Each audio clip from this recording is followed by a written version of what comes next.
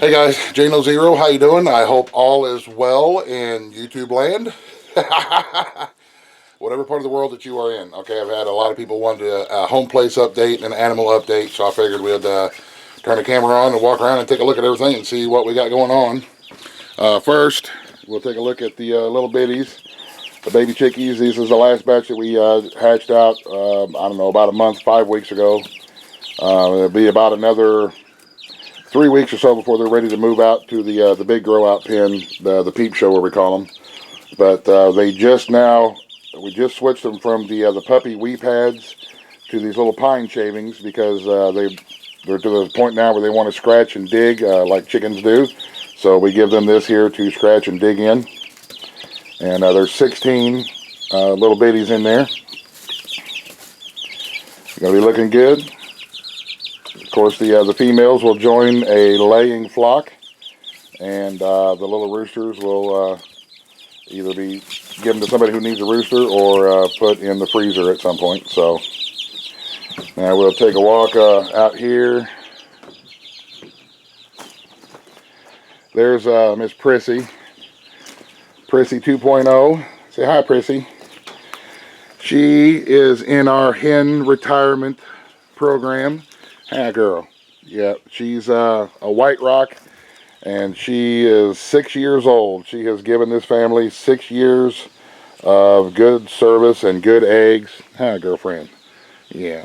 And just to be honest with you, I just, I don't have the heart to dispatch her and to put her in the freezer or can like some of the other old laying hens. I figured 6 years is she's earned her retirement time, and we'll let her go with that. So over here we have our mini Rex rabbits. This is where we keep all just our mini Rexes. In this box here we have a new pile of baby bunnies right there. I don't know if you guys will be able to see them or not. But Mama, she's a good mama rabbit. She just had some more. It's kind of chilly, so we're going to keep them covered up. Now, if we think that she's getting, if the baby bunnies, if we think it's getting too cold at night for them, then we'll go ahead and put like a little bit of dryer lint or something in there in the nest box to help keep them warm. And then whenever it gets cold, we have this big, really thick piece of vinyl that we fold out in front of the cages to help keep the wind and and any kind of moisture that's in there on them. Here's some grow outs, mini Rexes.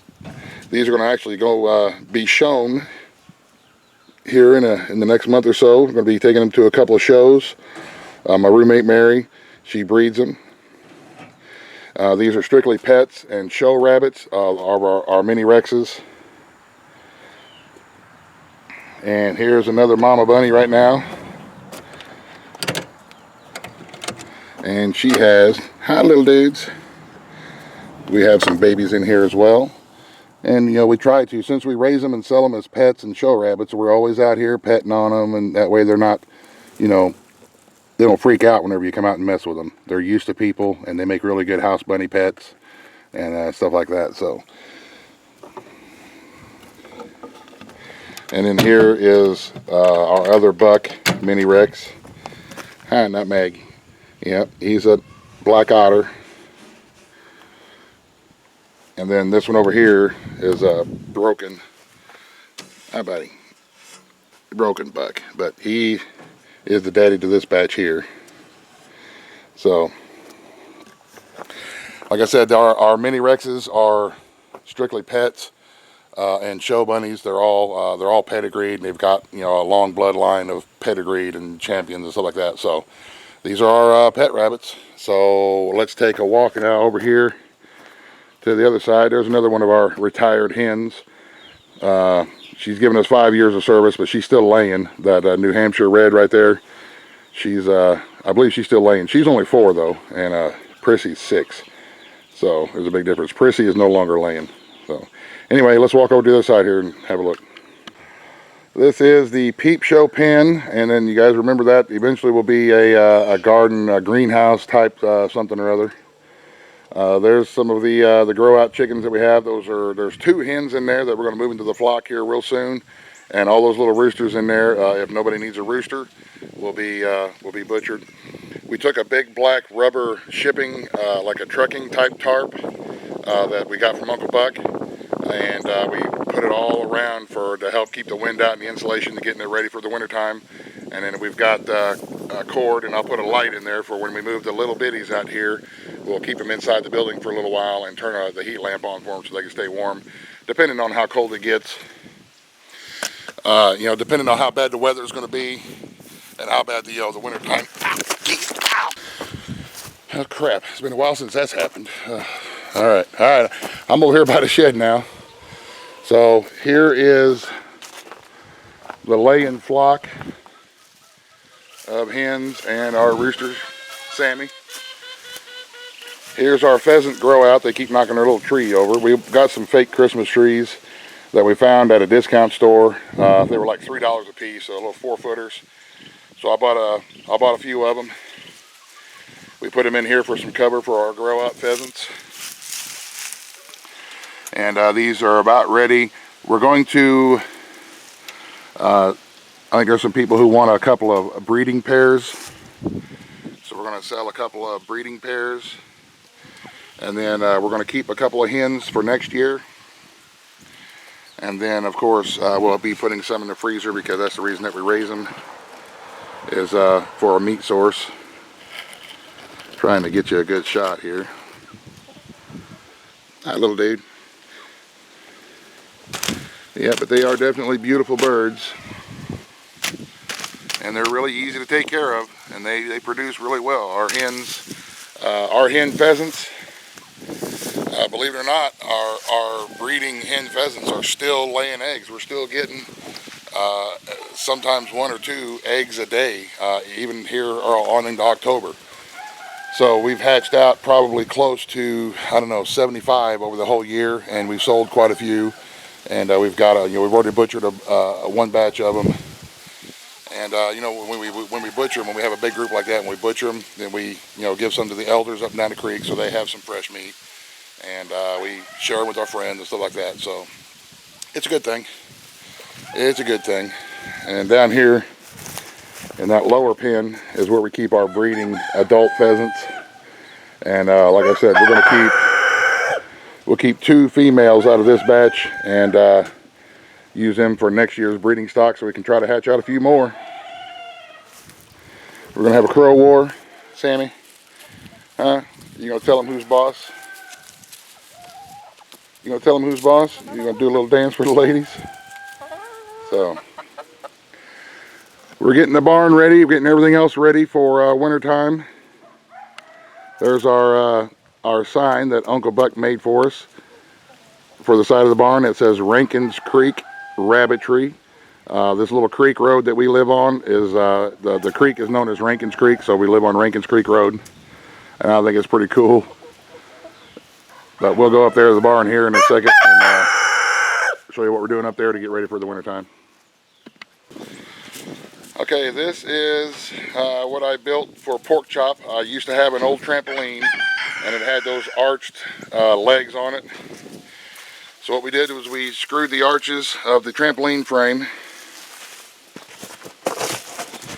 You can see we run a board and we screwed them together to that board. We put a couple across the top, the boards, to give it some rigidity. And then we mounted it all to the side of the barn here. And this is another one of them old rubber trucking tarps that had some rips and holes in it. We doubled it up and laid it across the top and strapped it down. Now we're going to fill it.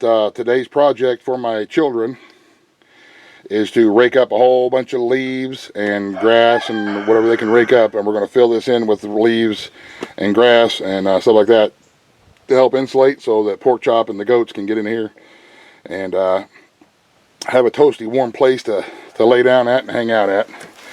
We have a couple more that we built out of pallets right over here, but the goats will get in there, and then pork chop will go in there and run them out. So the goats we needed 3 places for people to be. We needed 3 places for the animals to be. So yeah, and you see this side over here got pork chopped. She always tears the tarps up, but anyway. As far as the barn goes, it's summertime, we take these windows out to let air movement go through.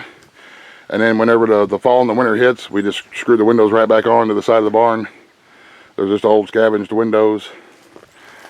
Same thing with these wind curtains here, these air curtains. We have them attached up there to the top, and in the wintertime we let them hang down to keep the wind out.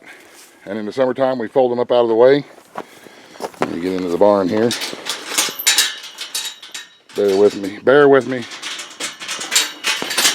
All right, now we come into the rabbit barn. Here's our one grow out pen. It's got 16 New Zealand and New Zealand California crosses that we are starting to grow out. These are rabbits and not bunnies. The difference, in my opinion, between a rabbit and a bunny is a house pet or a pet, and rabbits are food. These are some of our meat rabbits. These are over here. We come into this part of the barn. We're starting to raise standard Rex, which are large Rex rabbits. They have the same kind of fur and everything as the mini Rex. They're just on a big scale. They're a lot bigger. And since we make things out of our rabbit hides, whether it be you know, glove liners or gloves or mittens or earmuffs and stuff like that, we make them. The larger Rex hides are going to come in handy. And he's our standard Rex buck. It took a little bit of looking to find them, but we finally found some, and we added them to our rabbitry. They do make good pets, and we probably will show some of them at some point. Well, my roommate Mary, she'll show them. But me, just you know, another meat rabbit with a better hide on it. And then we come down into the new section of the barn here. You can see we put up feed sacks and tar paper and stuff like that. And this is where we have our New Zealands. We have the one Flemish giant doe, and the rest of them are New Zealands. This doe over here is expecting any day now.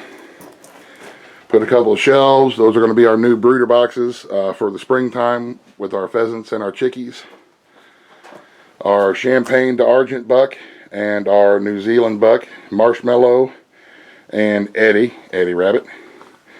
And I built them a couple of just little cheap wooden boxes out of some pallet wood, just for the winter time, not for a nest box, but just something that if it gets chilly, they can get in. It's got a little bit of hay in it for them. They can get in and get out of the cold, be a little bit warmer. What's up, Eddie?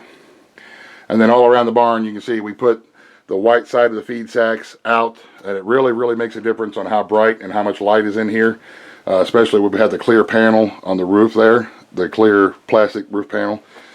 And I've still got to come in here and finish putting some paper and feed sacks around the top edge of the barn.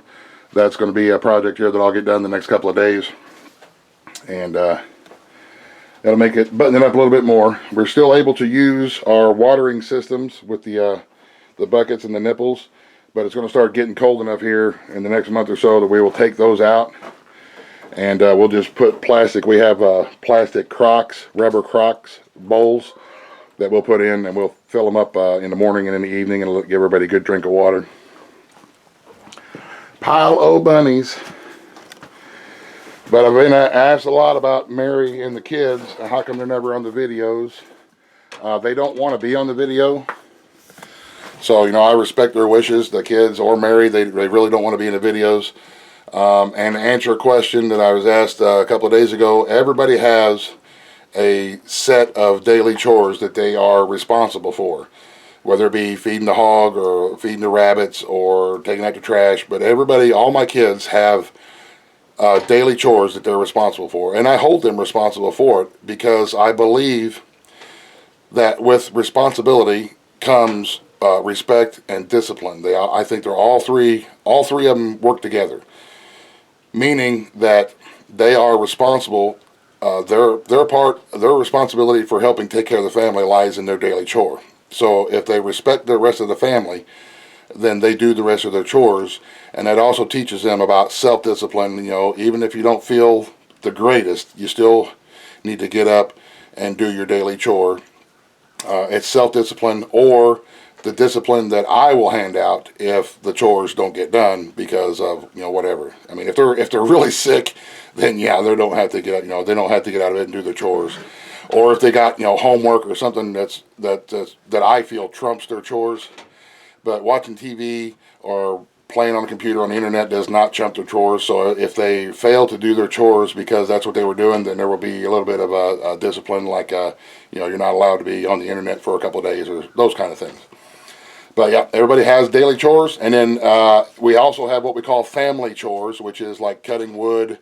When we rake up the leaves to fill up Pork Chop's house that I just told you out there, that's a family chore, which means everybody in the family will pitch in because a lot of hands make short work. Usually planting and harvesting and so on and so forth is family chores.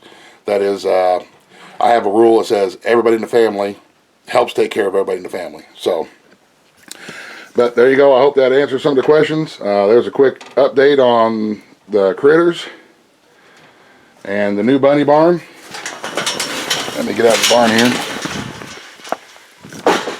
Sorry about the crappy camera work. Usually my roommate Mary runs the camera for me, but she's involved in other things right now. Well, I guess we're going to go take a quick look at Pork Chop. We'll go take a look at Pork Chop here real quick before we end the video. Hi, Pork Chop. Hi, baby girl. Here's Pork Chop. She is probably a little over 300 pounds or so now. Hi, sweetie. And she is just a doll. She's my friend. She's my barnyard buddy. Usually everywhere I go, she goes. She's right there with me. She's a happy, well taken care of. Here, let's everybody get a good look at you. But she is beautiful. We are definitely glad that we added her. She has been a wonderful, wonderful addition. And she's going to probably, the end of this month or the beginning of next month is when we're going to breed her. We're going to artificial inseminate her so that we can have, it takes about 4 months, roughly 4 months, for her to have pigs. And then we'll do, of course, we'll do some videos about that. So. And the other day I was sitting out here giving her a belly rub, and she reached up and gave me pig kisses on the side of the face. It was gross, man. It was pretty disgusting. I know she loves me, and I appreciate she's showing it to me, but man, I wouldn't recommend it. So if you have a chance to get slobbed on the face by a pig snout, yeah, I would pass on that. So there you go. Oh, of course, she's hanging with her friend Mabel. All right, guys. Hope the wind wasn't too bad on this. Hope that's a good look at everybody. I hope that kind of takes care of some questions and satisfies your interest for a little bit. So y'all have a great day. Thanks for watching. God bless. The end. Buzz, buzz. The end.